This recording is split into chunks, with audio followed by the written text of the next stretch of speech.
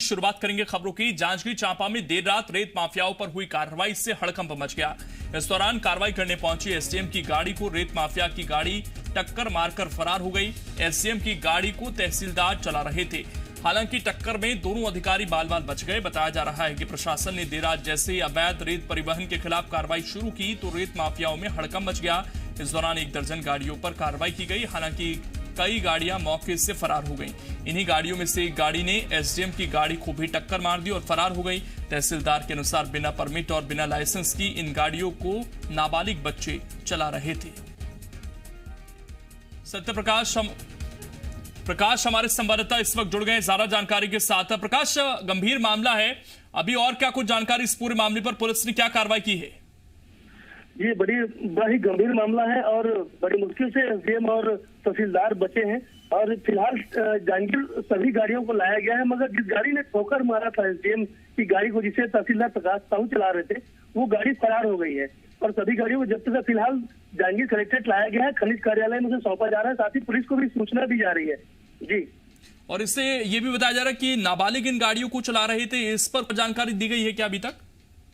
जी बिल्कुल, स्पष्ट तौर पर एसडीएम और तहसीलदार ने बताया है कि इन सभी गाड़ियों को नाबालिग चला रहे थे और उनका साफ कहना है कि खनिज माफिया चंद पैसों की लालच में इन जो नाबालिग बच्चे हैं उनको पैसों के लिए जो नाजायज जो धंधे हैं, अवैध धंधे उन पर धकेल रहे हैं। जी, अब किसी बड़े ग्रोह से भी इसके तार जुड़ रहे हैं क्या प्रकाश? बड़े माफिया जो हैं उनसे क्या अभी प्रशासन तार जोड़ रहा है इसके? जी बिल्कुल, जिस तरह से छत्तीसगढ़ में खनिज का जो रेत का उत्खनन है उसके लिए एक ठेका किया गया है, इसकी वजह से एक बड़ी लॉबी तैयार हो चुकी है और इस लॉबी की ये करतूत है कि अब वो मोनोपोली स्थापित करने के लिए कभी भी खनन करते हैं, समय का भी ध्यान नहीं है और रेत के खनन के मात्रा का भी ध्यान नहीं है और नदियों पर लगातार दोहन किया जा रहा है और लगातार जिस तरह से एक माफिया राज स्थापित हो चुका है ठेके में देने के बाद, इसका ये परिणाम है कि आज ये दोनों अधिकारी बाल बाल बचे हैं। जी, शुक्रिया आपका जुड़ने के लिए और जानकारी देने के लिए। प्रकाश हमारे संवाददाता इस वक्त जुड़े थे, जानकारी दे रहे थे। तो नाबालिग बच्चों का इस्तेमाल किया जा रहा है इस अवैध खनन के काम में और प्रशासनिक अधिकारियों की गाड़ी को टक्कर मारी गई है, बाल बाल उनकी जान बची है। फिलहाल देखना है कि क्या कार्रवाई आगे होती है और कितने लोगों की गिरफ्तारी इसमें हुई। घटना में दोनों अधिकारी बाल बाल बचे हैं। एसडीएम ने कार्रवाई करते हुए बिना परमिट की 1 दर्जन गाड़ियों पर कार्रवाई की है। रेत माफिया की गाड़ी ने एसडीएम की गाड़ी को टक्कर मार दी। रेत माफिया पर कार्रवाई के दौरान एसडीएम की गाड़ी को टक्कर मारी गई है। तस्वीर भी हम आपको लगातार दिखा रहे हैं। तहसीलदार एसडीएम की गाड़ी को चला रहे थे। घटना में दोनों अधिकारी बाल बाल बचे हैं और एक और जो चौंकाने वाली खबर है वो ये है कि इन गाड़ियों को, जो रेत माफियाओं की गाड़ियां थी, इनको नाबालिग चला रहे थे, यानी कि बच्चों का इस्तेमाल किया जा रहा था रेत के इस अवैध खनन के पूरक धंधे में।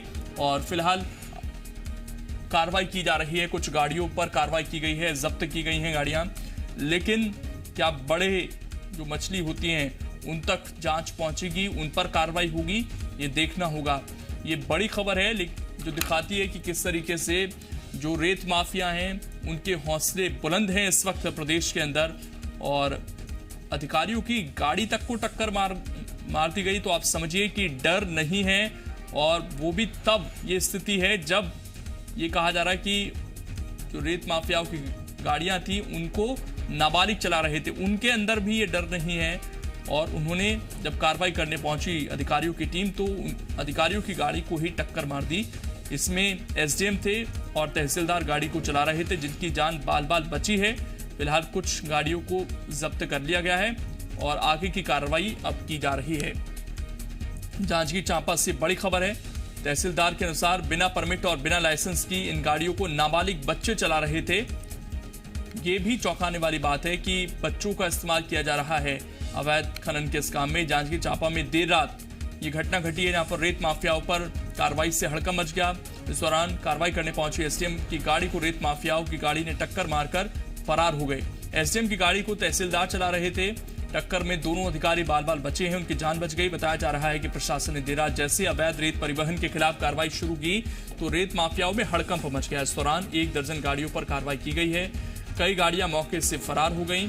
इन्हीं गाड़ियों में से एक गाड़ी ने एसडीएम की गाड़ी को भी टक्कर मार दी और फरार हो गई। तहसीलदार के अनुसार बिना परमिट और बिना लाइसेंस की इन गाड़ियों को नाबालिग बच्चे चला रहे थे।